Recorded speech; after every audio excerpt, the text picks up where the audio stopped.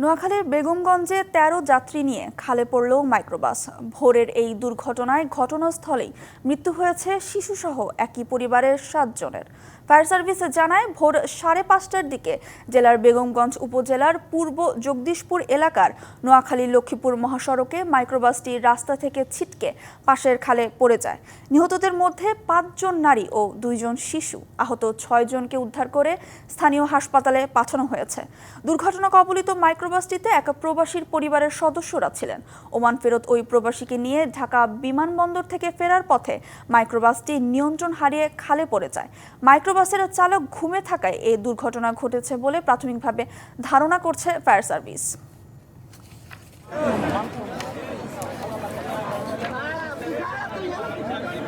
এ বিষয়ে জানাতে আমাদের সাথে টেলিফোনে যুক্ত হচ্ছেন সহকর্মী আবুল হাসনাত বাবুল।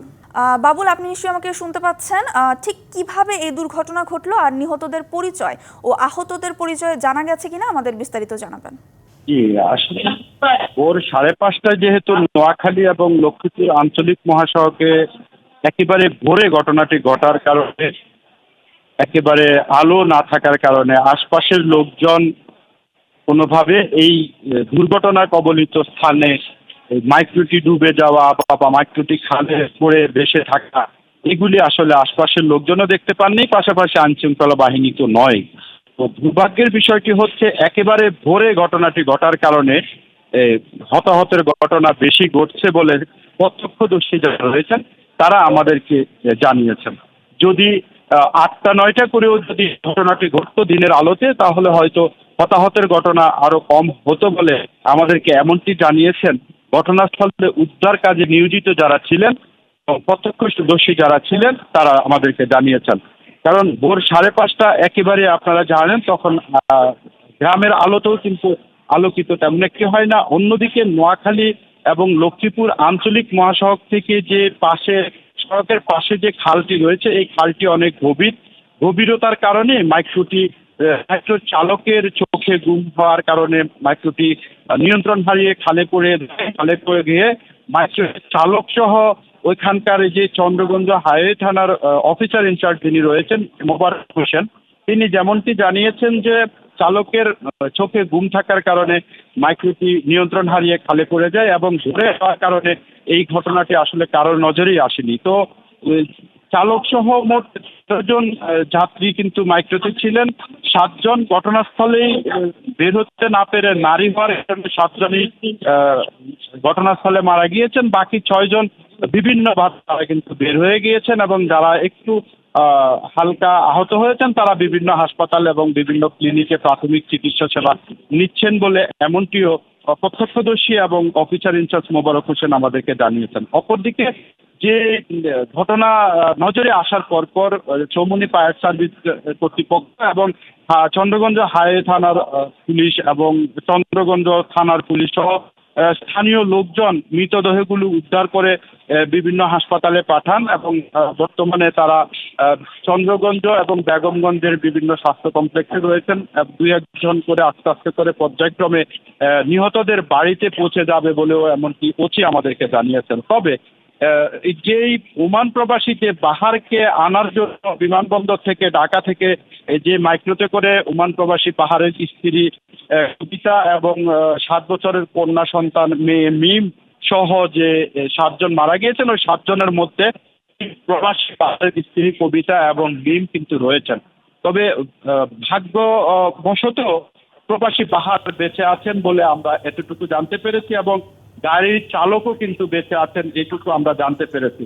তো আজকে নোয়াখালীর সকালের এই মর্মান্তিক সড়ক দুর্ঘটনাটি আসলে খুবই মর্মাহত করেছে নোয়াখালীর ওই অঞ্চলের মানুষ। বাবুল, ধন্যবাদ। নির্বাচনী যাত্রা শুরু হলো বাংলাদেশের। জাতির উদ্দেশ্যে দেয়া ভাষণে প্রধান উপদেষ্টা ডক্টর মোহাম্মদ ইউনূস ফেব্রুয়ারিতে রমজানের আগে জাতীয় নির্বাচনের ঘোষণা দিয়েছেন। এজন্য নির্বাচন কমিশনকে চিঠি দেবে সরকার। সুষ্ঠু নির্বাচনের প্রতিশ্রুতি দিয়ে প্রধান উপদেষ্টা সতর্ক করেন, একটি গোষ্ঠী নির্বাচন বানচালের চেষ্টা চালাচ্ছে। ২০২৪ সালের জুলাই আগস্টের গণঅভ্যুত্থানে শেখ হাসিনা সরকার পতনের ৩ দিনের মাথায় 8ই আগস্ট নোবেলজয়ী ডক্টর মোহাম্মদ ইউনূসের নেতৃত্বে দায়িত্ব নেয় অন্তর্বর্তী সরকার। এরপর বর্তমান সরকার বিচার, সংস্কার ও নির্বাচন এই 3টি বিষয় নিয়েই সামনে আগায়। এরই মধ্যে সংস্কার ও বিচারে বেশ কিছু অগ্রগতি থাকলেও নির্বাচন নিয়ে ছিল নানা প্রশ্ন। প্রথমে 2026-এর জুনের মধ্যে এবং পরে ফেব্রুয়ারির মধ্যে নির্বাচনের প্রতিশ্রুতি থাকলেও তা নিয়ে যেন এক ধরনের অনিশ্চয়তা ছিল। অবশেষে সব জল্পনা কল্পনা ছাপিয়ে মঙ্গলবার জাতির উদ্দেশ্যে দেয়া ভাষণে সব অনিশ্চয়তা দূর করে দিলেন প্রধান উপদেষ্টা। আমরা আমাদের সর্বশেষ এবং সবচাইতে গুরুত্বপূর্ণ অধ্যায়ে প্রবেশ করব। আমরা এবার একটা নির্বাচিত সরকারের কাছে দায়িত্ব হস্তান্তরের প্রক্রিয়া শুরু করব। অন্তর্বর্তী সরকারের পক্ষ থেকে আমি প্রধান নির্বাচন কমিশনারের কাছে চিঠি পাঠাবো যেন নির্বাচন কমিশন আগামী রমজানের আগে 2026 সালের ফেব্রুয়ারি মাসে জাতীয় নির্বাচন অনুষ্ঠানের আয়োজন করেন। প্রধান উপদেষ্টা জানান, বুধবার থেকেই নির্বাচনী ট্রেনে যাত্রা শুরু হচ্ছে বাংলাদেশের।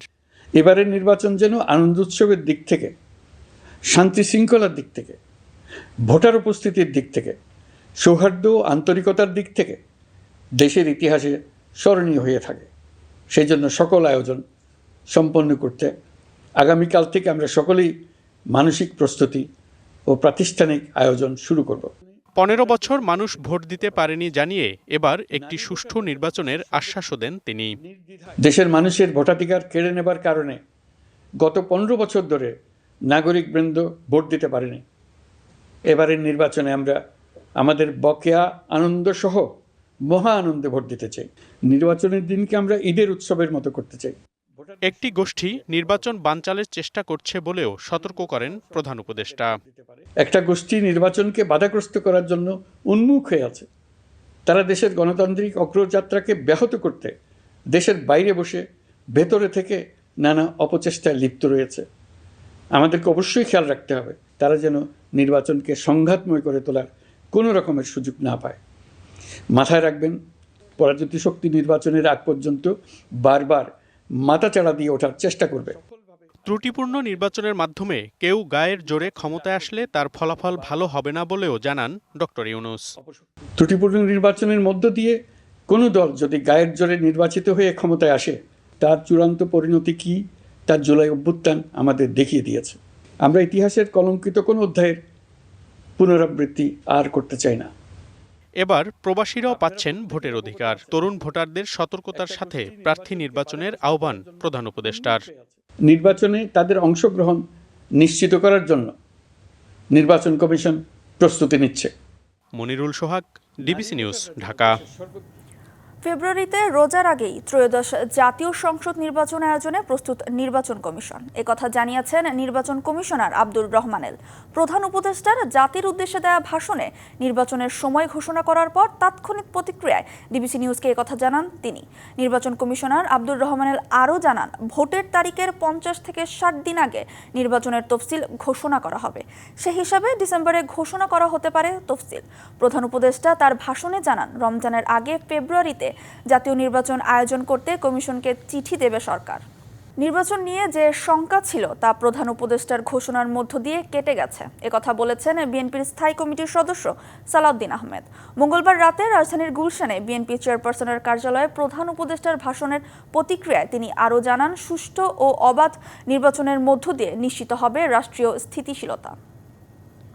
উপদেষ্টা আজকে যে নির্দেশনা দিয়েছেন তার ভাষণের মধ্য দিয়ে বাংলাদেশে যে নির্বাচন অনুষ্ঠান নিয়ে যে একটি দুদুল্যমানতা ছিল বলে অনেকে মনে করছিলেন, তাদের মধ্যে সেই দুদুল্যমানতাটা রইল না এবং সারা জাতি একটি নির্বাচনমুখী পরিবেশের মধ্যে দিয়ে যাবে এবং সেই নির্বাচনের আবহ সৃষ্টি হবে। ছাত্র সংসদ নির্বাচনের তফসিল ঘোষণা হয়েছে ঢাকা, রাজশাহী ও জাহাঙ্গীরনগর বিশ্ববিদ্যালয়। তবে চাকসু নির্বাচন নিয়ে হেলদোল নেই চট্টগ্রাম বিশ্ববিদ্যালয় কর্তৃপক্ষের। গত 1 বছর ধরে নির্বাচনের দাবিতে ধারাবাহিক কর্মসূচি পালন করে আসছে ছাত্র সংগঠনগুলো। এ নিয়ে প্রশাসনের সদিচ্ছাকে দুষছে বাম ছাত্র সংগঠনগুলো। আর ফ্যাসিবাদের দোষর শিক্ষক কর্মচারী দিয়ে সুষ্ঠু নির্বাচন কতটুকু সম্ভব তা নিয়ে সন্দিহান ছাত্রদল। 1966 সালে প্রতিষ্ঠা হয় চট্টগ্রাম বিশ্ববিদ্যালয়। 70 সালে প্রথমবার অনুষ্ঠিত হয় চট্টগ্রাম বিশ্ববিদ্যালয় কেন্দ্রীয় ছাত্র সংসদ চাকসু নির্বাচন। প্রতি শিক্ষাবর্ষে নির্বাচন হওয়ার কথা থাকলেও এ পর্যন্ত হয়েছে 6 বার। 1990 সালের 8ই ফেব্রুয়ারি সবশেষ নির্বাচনের পর ছাত্র সংগঠনগুলোর মুখোমুখি অবস্থান, সংঘাত, সংঘর্ষে নির্বাচনের অনুকূল পরিবেশ পায়নি প্রশাসন। নির্বাচন নেই, তাই 3 দশক প্রাণহীন পড়ে আছে চাকসু। তবে 2024 সালের ছাত্র জনতার অভ্যুত্থানের পর বদলাতে শুরু করেছে চিত্র। নতুন প্রশাসন দ্রুত নির্বাচন আয়োজন করবে এমন প্রত্যাশা সাধারণ শিক্ষার্থীদের। বিশেষ করে ঢাকাসহ 3টি বিশ্ববিদ্যালয়ে ছাত্র সংসদ নির্বাচনের তফসিলের পর আলোচনায় আসছে চাকসু। ছাত্রদের কথাগুলো জোরালোভাবে প্রশাসন নিচ্ছে না। যদি এটার জন্য একটা প্ল্যাটফর্ম থাকে, নির্বাচন হয়, তাহলে কথাগুলো প্রশাসন সিরিয়াসলি নেবে। লেটার ভিত্তিক ছাত্র রাজনীতি বন্ধ করার জন্য এটা একটা বড় গুরুত্বপূর্ণ প্ল্যাটফর্ম। চাকসুর নির্বাচনের দাবিতে গেল 1 বছর ধরে আন্দোলন করছে শিবির, ছাত্রদল, গণতান্ত্রিক ছাত্র সংসদ ও বাম ছাত্র সংগঠনগুলো। প্রশাসনের সদিচ্ছাকে দুষছে কেউ কেউ। দেশের 3টা স্বায়ত্তশাসিত বিশ্ববিদ্যালয়ের ছাত্র সংসদ নির্বাচনের ডেট দিয়ে দিয়েছে, তো শুধুমাত্র চবি এখনো ডেট দেয়নি। আমরা চাই যে অন্যান্য বিশ্ববিদ্যালয়গুলোর আগে যাতে তারা চাকসু নির্বাচনের তারিখ ঘোষণা করে। ঢাকা বিশ্ববিদ্যালয়, জাহাঙ্গীরনগর সহ আরও কয়েকটা বিশ্ববিদ্যালয়ে তফসিল ঘোষণা করলেও চট্টগ্রাম বিশ্ববিদ্যালয় প্রশাসন এখন আসলে যে করে নাই, এটার পিছনে তাদের সদিচ্ছার অভাবকেই আমি প্রধানত দায়ী মনে করি। সেপ্টেম্বরের মধ্যে নির্বাচন না দিলে আন্দোলনের হুঁশিয়ারি গণতান্ত্রিক ছাত্র সংসদের। তবে ফ্যাসিবাদের দোসর শিক্ষক ও কর্মকর্তাদের নিয়ে সুষ্ঠু নির্বাচন কতটুকু সম্ভব তা নিয়ে সন্দিহান ছাত্রদল। আমরা প্রত্যাশা করছি এই সপ্তাহের মধ্যে চাকসু নির্বাচনের তফসিল ঘোষণা করা হবে। যদি না হয়, এর পরবর্তী সময় আমরা শিক্ষার্থীদের নিয়ে কঠোর আন্দোলনে যাব, যেটা হলো যে দ্রুত সময়ের মধ্যে যেন চাকসু নির্বাচন নিশ্চিত হয়। ফ্যাসিস্ট দোষর হিসেবে যারা আপনার শিক্ষক, কর্মকর্তা, কর্মচারী, তারা এখন শপথে বহাল, তো তাদেরকে রেখে একটা সুষ্ঠু এবং গ্রহণযোগ্য নির্বাচন আসলে কতটুকু হয় তা প্রশ্ন রয়ে যায়। সম্প্রতি চাকসুর গঠনতন্ত্র সংশোধন হয়েছে।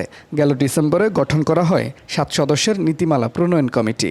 তবে সুনির্দিষ্ট রোডম্যাপ নিয়ে এখনও আধারে বিশ্ববিদ্যালয় প্রশাসন। ভোটার তালিকা প্রায় চূড়ান্ত পর্যায়ে এসেছে এবং নীতিমালাও চূড়ান্ত হয়েছে এবং নির্বাচন রোডম্যাপ অনুযায়ী হয়ে যাবে। আমরা নির্বাচনের জন্য মোটামুটি প্রস্তুত আছি। 1990 সালের 22 ডিসেম্বর ছাত্রনেতা ফারুকুজ্জামান হত্যাকাণ্ডের পর বন্ধ হয়ে যায় চাকসুর কার্যক্রম। সবশেষ চাকসুর নির্বাচিত ভিপি নাজিমুদ্দিনের মৃত্যু হয়েছে। আর 36 বছরে নতুন নেতৃত্ব পায়নি চাকসু। Mujibul Haque, DVC news, Chittagong. আজ 22শে শ্রাবণ, রবীন্দ্রনাথ ঠাকুরের 84তম প্রয়াণ দিবস। বাঙালির ভাষা আর সাহিত্যকে বিশ্ব দরবারে অপার মহিমায় উজ্জ্বল করে গেছেন তিনি। 1268 সনের 25শে বৈশাখ পশ্চিমবঙ্গের কলকাতার জোড়াসাঁকোর ঠাকুর পরিবারে জন্মগ্রহণ করেন। ছেলেবেলা থেকে বিদায় পর্যন্ত তিনি মানুষের জয়গান গেয়েছেন তার সৃষ্টিতে। গদ্য পদ্যে তিনি সৃষ্টি করেছেন অমর সাহিত্য। কবিতার জন্য 1913 সালে অর্জন করেছেন নোবেল সাহিত্য পুরস্কার। কবিতা, গল্প, উপন্যাস, নাটক, চিঠি সাহিত্যে অনন্য তিনি। আর সঙ্গীতে রবীন্দ্রনাথ ঠাকুর সৃষ্টি করেছেন নিজস্ব পরিচয়। দিনে দিনে তার সঙ্গীত প্রিয় হয়ে উঠছে তরুণ প্রজন্মের কাছে। লেখালেখির পাশাপাশি তিনি ছবি আঁকতেন আপন খেয়ালে। সাহিত্য সৃষ্টির সঙ্গে বাঙালির সেরা দার্শনিক রবীন্দ্রনাথ ঠাকুর। বিশ্ব বাঙালির কাছে আজও বড় আশ্রয় তিনি। নানা আয়োজনে শ্রদ্ধায় স্মরণ করা হচ্ছে তাকে। কাপ্তাই হ্রদের পানির চাপ বাড়তে থাকায় বাড়ানো হয়েছে কাপ্তাই বাঁধের গেট খোলার পরিমাণ। মঙ্গলবার রাত 11টায় খুলে দেওয়া বাঁধের সব কয়টি স্পিলওয়েল আরও 1 ফুট করে খুলে দেওয়া হয়েছে। কর্ণফুলী পানি বিদ্যুৎ কেন্দ্রের ব্যবস্থাপক জানান, কাপ্তাই হ্রদের পানির চাপ বাড়ায় বাঁধের 16টি স্পিলওয়ে 6 ইঞ্চি করে খুলে দেওয়া হয়েছিল। তবে হ্রদে পানির চাপ বাড়তে থাকায় আরও 1 ফুট করে খুলে দেওয়া হয়। এখন বর্তমানে সবকটি গেট 1.5 ফুট করে খোলা রয়েছে। এতে করে প্রতি সেকেন্ডে স্পিলওয়ে দিয়ে প্রায় 30,000 কিউসেক পানি নিষ্কাশিত হচ্ছে কর্ণফুলী নদীতে। তবে এই গেট খোলার কারণে ভাটি এলাকায় তেমন কোনো প্রভাব পড়বে না বলে জানায় কর্তৃপক্ষ।